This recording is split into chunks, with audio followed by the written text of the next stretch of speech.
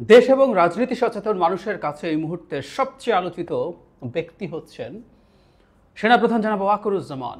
তিনি একটা বক্তৃতা করেছেন, তার অনেকগুলো অ্যাসপেক্ট আছে, সেটা নানামুখী বিশ্লেষণ হচ্ছে, তার বক্তব্যকে সমর্থন করছে অনেকে, কেউ সিরিয়াসলি বিরোধিতা করছেন, সমালোচনা করছেন, কেউ মিক্সড ফিলিং। আমার নিজেরও টেক আছে, তার পুরো বক্তৃতাটার একটা ডিটেলড অ্যানালিসিস আমি করব খুব সহজেই। কিন্তু তার আগে আরেকটা ইস্যু নিয়ে তিনি কথা বলেছেন, পলিটিক্যাল ইস্যুস বা এই ধরনের বিষয় নিয়ে, ব্যাপারগুলো নিয়ে বিস্তারিত কথা বলবো, কিন্তু খুব দ্রুত একটা কথা বলে রাখা দরকার বলে মনে করি, কারণ আজ সেই বিশেষ দিন। সেটা হচ্ছে আজ বিডিআর হত্যাকাণ্ড, 25 ফেব্রুয়ারি।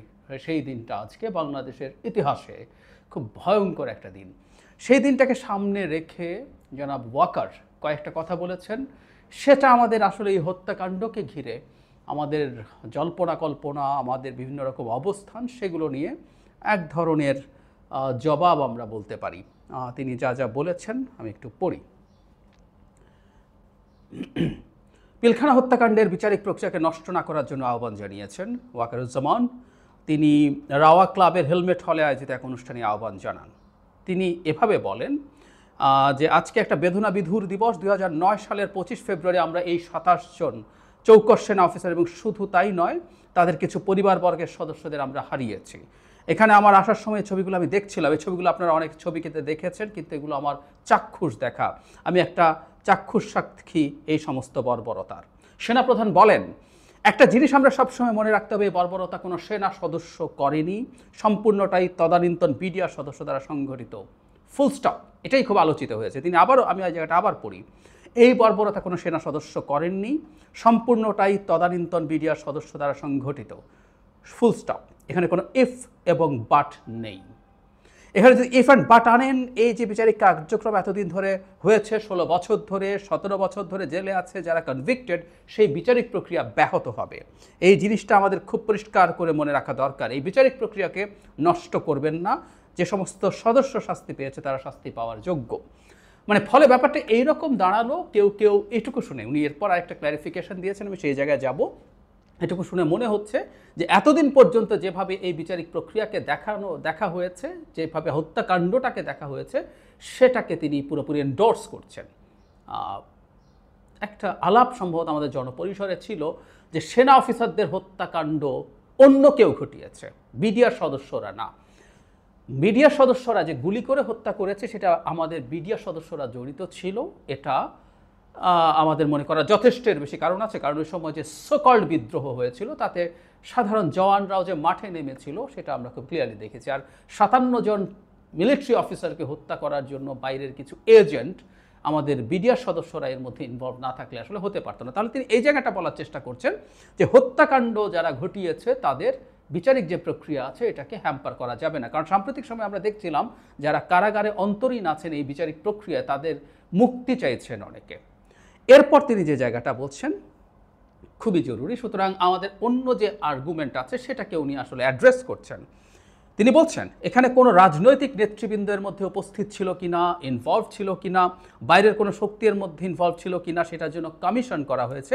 কমিশনের চেয়ারম্যান এখানে আছে, উনি এটা বের করবেন এবং আপনাদের জানাবেন।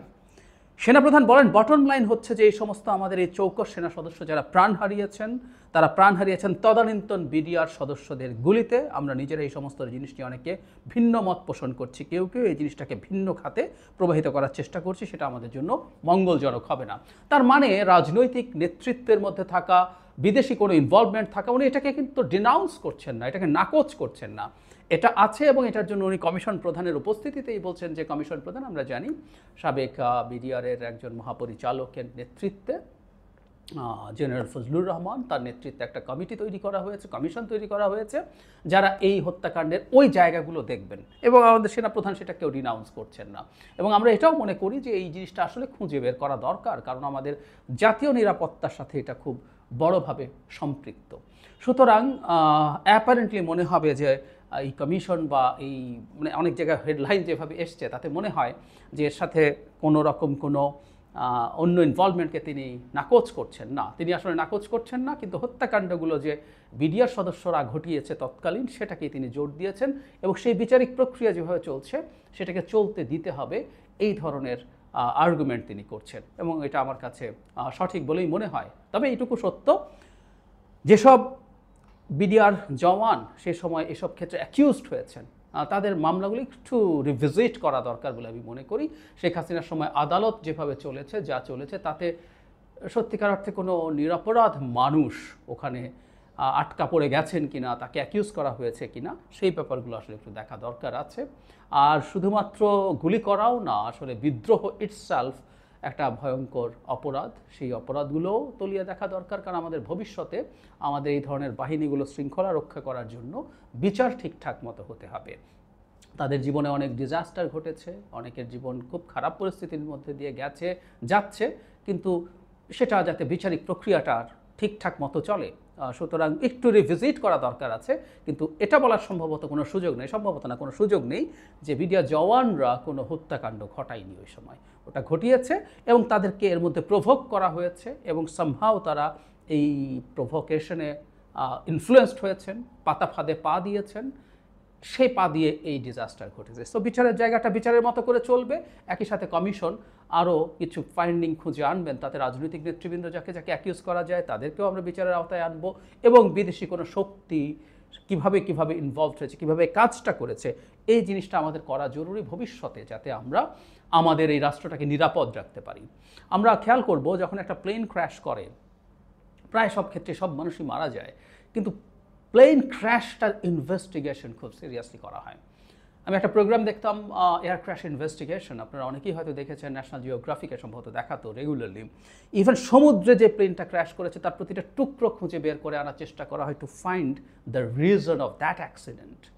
কারণ হচ্ছে, একটা অ্যাক্সিডেন্ট যদি আমরা বুঝতে পারি, তাহলে পরবর্তী ফ্লাইটগুলো, পরবর্তী প্লেনের ডিজাইনগুলো বা অন্যান্য ম্যানেজমেন্টগুলো আমরা ঠিক মতো করতে পারবো, যাতে এই ধরনের দুর্ঘটনা অ্যাভয়েড করা যায়। সুতরাং এই কমিশন এবং এর মধ্যে বিদেশি ইনভলভমেন্ট আছে কিনা, যারা বাংলাদেশের এই রকম ভেতরে ঢুকে এভাবে আমাদের এতজন সেনা অফিসারকে হত্যা করতে পেরেছে, আমাদের ভবিষ্যৎ নিরাপত্তার জন্য সেটাও খুঁজে বের করতে হবে এবং সে অনুযায়ী ব্যবস্থা নিতে হবে।